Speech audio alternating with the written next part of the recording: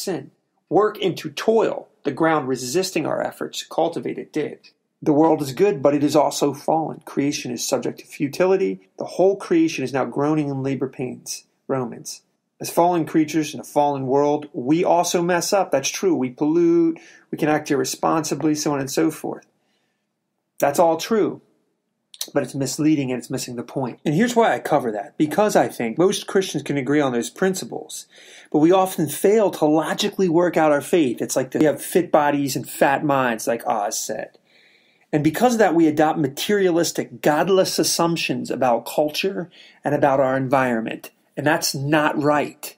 Just because something feels right, you have to think about it, make sure it is right. Here's a real game changer, right? How often do you hear about resources? You pretty much hear about that every election. People think of the stuff that you can weigh, you can count: oil in the ground, land underfoot, water in a lake, gold bars in a vault. Some resources, a good quantity of them actually, are renewable. You cut down trees, you plant new ones. You don't have any fear of running out of lumber. In fact, the irony is, despite all this claptrap from the greenies, there's more trees on planet Earth today than there's ever been before. And that's because industry has a vested interest in creating lumber. So this is just nonsense when you hear about this stuff. Other resources are not renewable, however. Oil, coal, for example. So far as we know, and I mean, we might be wrong, oil reservoirs don't refill. On the surface, the warning makes sense, right? We're going to run out of everything. Resources. We're just being pillaged of our resources. The problem with these warnings is that they're regressive, which makes sense because the progressives among us are actually regressives. Regressives in almost every way, but that's another conversation. They make these claims based on known reserves of said resource, say oil, for example. How much oil we know exists today that has nothing to do with what we'll find tomorrow. And that has been proven over and over again. In fact, the last 10 years, we've found an unbelievably big, huge, hundreds and hundreds and hundreds and hundreds of years of natural resources, coal, oil, natural gas, so on and so forth. They're just wrong because they're regressive, because they don't think about these things correctly. In other words, how much oil we know about doesn't tell us much about how much oil exists. Discovering oil, by the way, costs money. You wouldn't know that from the claptrap that leaves the Democratic Party lips. BP, ExxonMobil, etc. They have to lay out a lot of dough, a lot of greenbacks, digging a lot of dry oils until they find one. That's a crucial point. That's important to economics. You never hear about that stuff from the class warfare nonsense. Here's something Thomas Sowell said, and I think is brilliant. How much of any given natural resource is known to exist depends on how much it costs to know. That makes sense, right? This is exploration.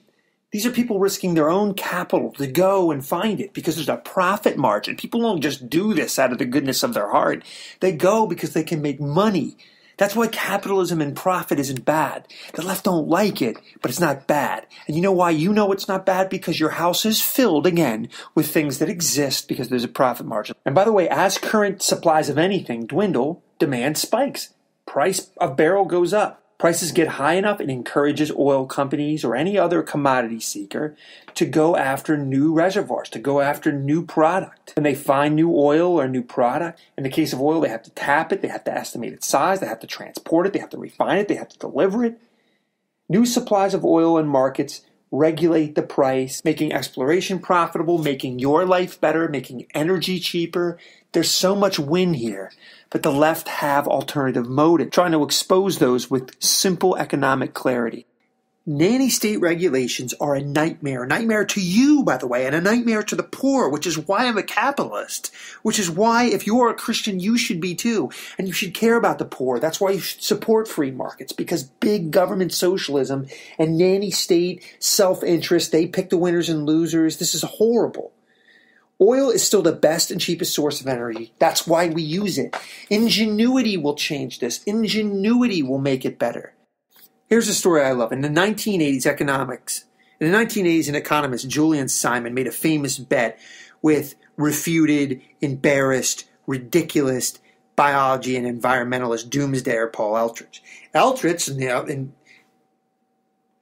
has been predicting nonsense for years and still gives lectures in universities, by the way, on your dime, despite being wrong every single solitary time. Anyway, Simon publicly bet $1,000 that over the next 10 years, the real price of any 5 commodities that Aldrich wanted to pick would go down, not up. Aldrich and his team of environmentalist wackos sucking off the public dole picked 5 commodities. They picked nickel, tin, they picked tungsten, they picked chrome, they picked copper.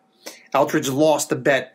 Another loss piling up in the loser column for this nonsense thrower. The real price of all 5 commodities went down in the 80s.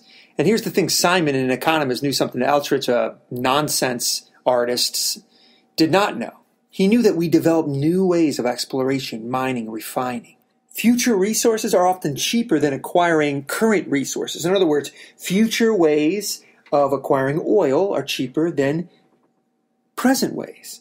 And that was true. Think about the 90s. We didn't have fracking. We didn't have all the stuff that we have now. Necessity, mother of invention, that kind of thing. It's common sense when you just think about it. Simon, the economist, knew another indisputable fact, that over time, virtually all natural resources you can think of, oil, copper, mercury, coal, whatever, has gotten less scarce and more plentiful, therefore less expensive. This is easily established, by the way, by looking at price trends and resources historically. Adjusting for inflation over the long run, they always go down. Prices always go down, not up. Stop and think about that for a moment, because it probably sounds weird to you. It probably sounds the opposite of true, but it's not. It's a well-established fact. We tend to notice only in short terms. You tend to think only hand in front of your face. You tend to think of only the time you live in, and you don't factor in the magical element of human ingenuity. The leftists are always making this falsehood assumption, always making it. It's a materialist myth. It's a zero-sum game type of thing. What they basically do is they think only of the material parts of a resource. And it's kind of silly if you think about it, because resources just aren't there in a big pool or there in a big tank in the ground. We create resources. We create commodities. Gas, for example, which always rolls off the leftist lunatic lips, is something we created, by the way.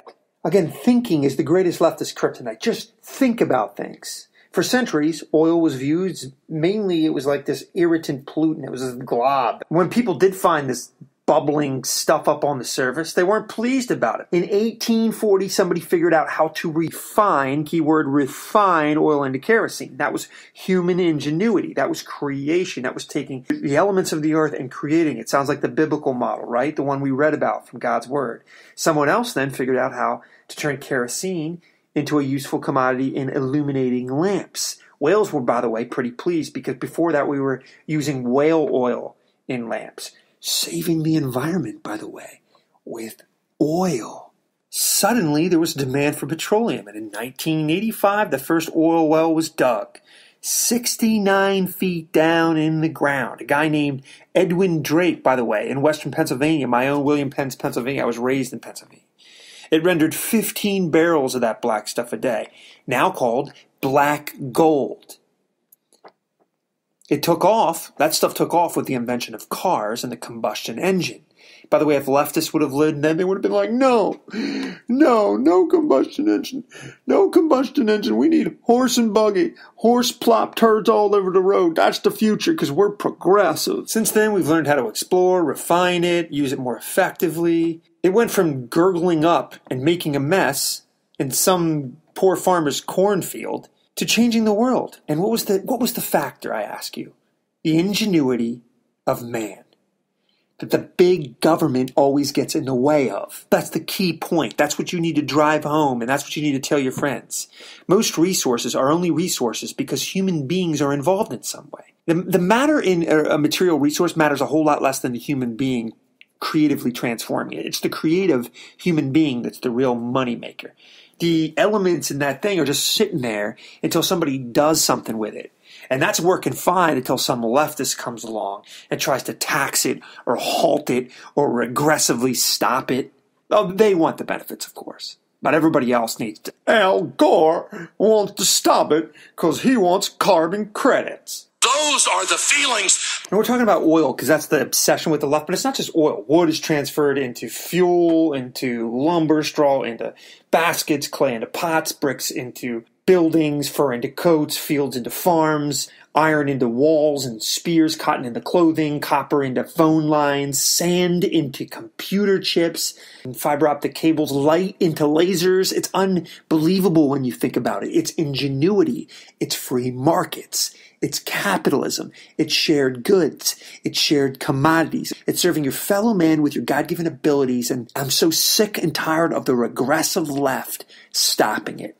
And by the way, capitalists and conservatives and people who love prosperity and love imagination, we don't just figure out how to use resources more effectively. We discover how to create and fundamentally discover completely different types of resources. And at every stage, you got some doomsday leftist scribbling down some math. The current level of resources will be depleted, therefore you must give me the power of the... Roll up your sleeves and create something. Do something. Don't just lust after power, gain power, and then puppeteer all the other people that are actually contributing, actually making life better. No, we must control and allocate and dictate, and we must be in charge of divvying things up. It makes me sick. It's the antithesis of everything that I'm about.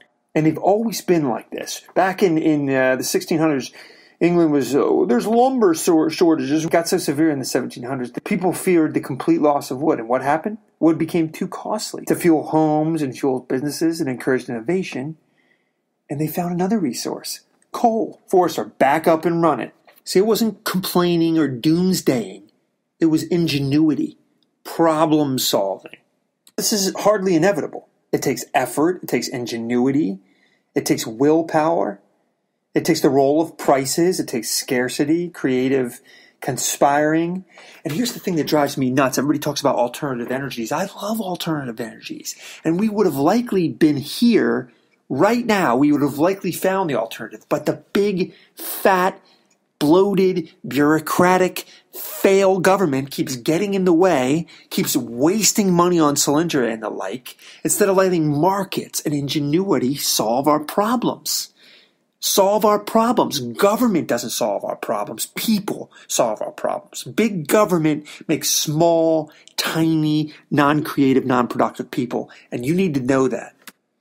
Economists everywhere have been doomsday predicting that coal's going to run out, that petroleum's going to run out, that oil's going to run out, predicting, nail-biting, oil-strain dust predictions. And in fact, energy's just gotten cheaper and cheaper over time. It's a fact. Think about it.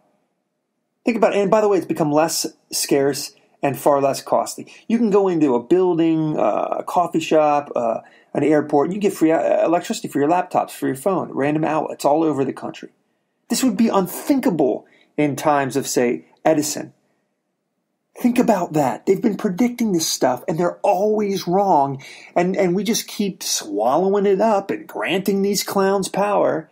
The founder of OPEC, who I'm not a big fan of, said something that I think is kind of cool. He said the Stone Age came to an end not for a lack of stones, and the Oil Age will come to an end not for a lack of oil, but because of innovation, because of people, because of creativity, not because of government regulations. And I swear, these guys, they really do think that all commodities, money, anything cool, basically think of everything good. And the left thinks it's all in this fixed pot called energy. Oh my gosh, we do not love nature. 20% of the population uses 80% of the world's energy. There's not enough energy to go around, and there's not enough for all the peoples to live like we live. And the planet is just running out of everything. And we're awful. We need to stop having plumbing in every house. And it's awful, I say. I'm about to play for you a UN bureaucrat lunatic, environmentalist whack job lunatic, regressive, horse and buggy, dark ages psychopath, which, by the way, Barack Obama's administration is crawling in bed with and sacrificing your free, natural rights at the altar of these lunatics. Listen to this person. Clear fact that projections have us growing in our population capacity. We're already pushing on the boundaries of the planet both with food and water and energy, just because of the carbon-intensive technologies that we've been using for 100 years. It really is a big question. What are we going to do? Not only do we have that situation, but we have that situation in the context of global climate change. Even without climate change, even without the forcing of climate, it would still be a challenge. But with climate change, that challenge is amplified, it is magnified.